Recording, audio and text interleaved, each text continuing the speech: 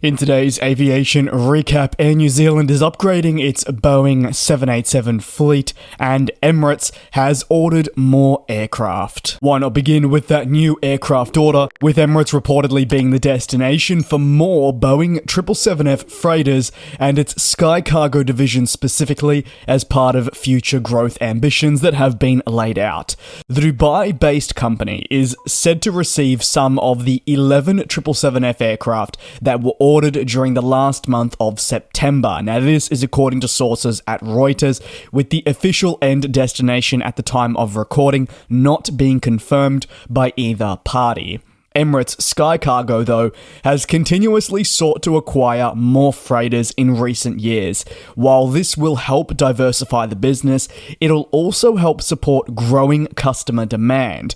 Interestingly, such a purchase came just weeks before Boeing would go on to announce delivery delays again for the popular 777X. Why am I mentioning this? While the 777F is part of the broader 777 family, which includes the next Gen X, Emirates is the largest customer of the 777X and has expressed some pretty public frustrations towards Boeing with regard to the delayed delivery. The 777F has proven itself time and time again as a reliable freighter, however. For freight carriers that are looking to add capacity to their fleet sooner rather than later.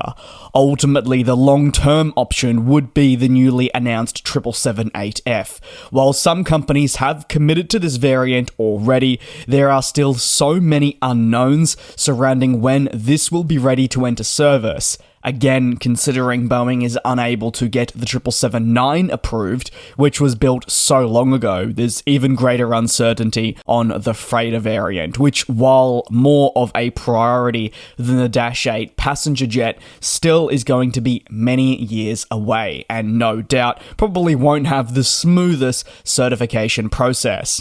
As a result, the 777F, which is still permitted to be produced and has available delivery slots sooner rather than later, appears to be a far greater option for freight operators to address more short-term needs. They can get the planes sooner. The presence of the 777 freighter is only expected to increase as we also see more of your first 777 passenger jets that entered service end their operational life for commercial services with customers aboard. And conversions are on the horizon for some of these.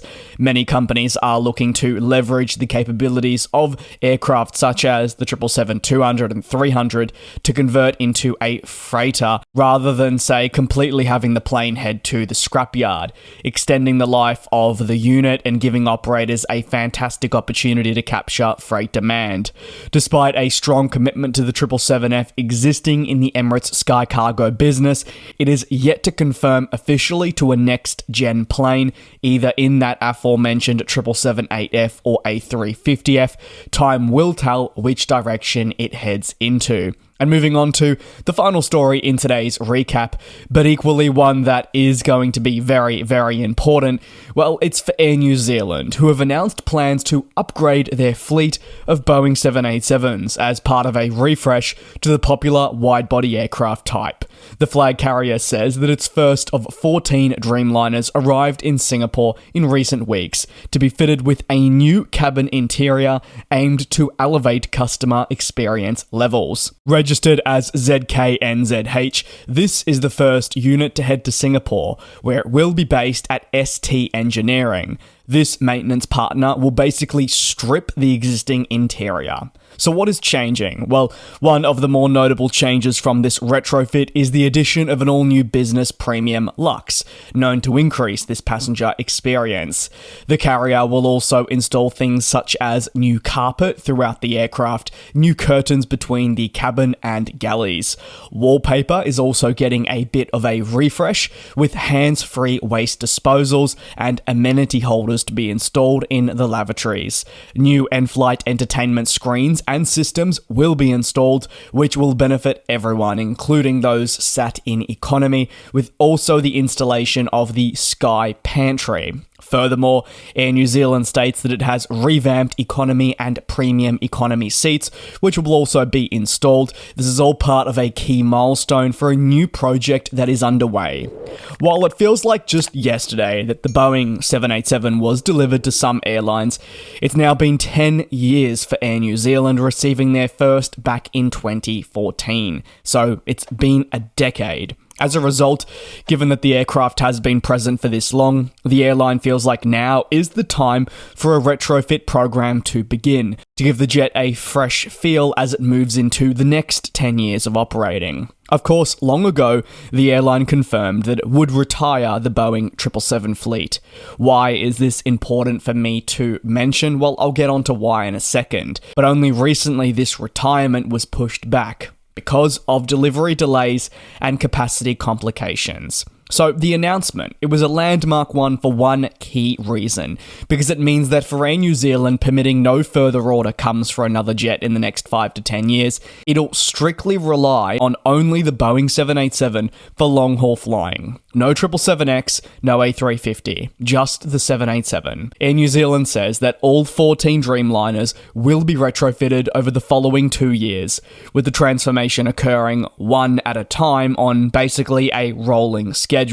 This schedule has been optimized to focus on limiting the overall operational impact on your passengers. Once the first retrofit is completed, the carrier will see the aircraft return to New Zealand. The airline's employees will then spend multiple weeks reviewing the aircraft and performing essential checks before the type re-enters flying schedule next year. Air New Zealand, however, did provide some further clarity on what goes into a retrofit, which is always fascinating if you're not too familiar. Retrofitting an aircraft is essentially replacing the product on an existing plane. It is like renovating a house, but for an aircraft that needs an upgrade as well.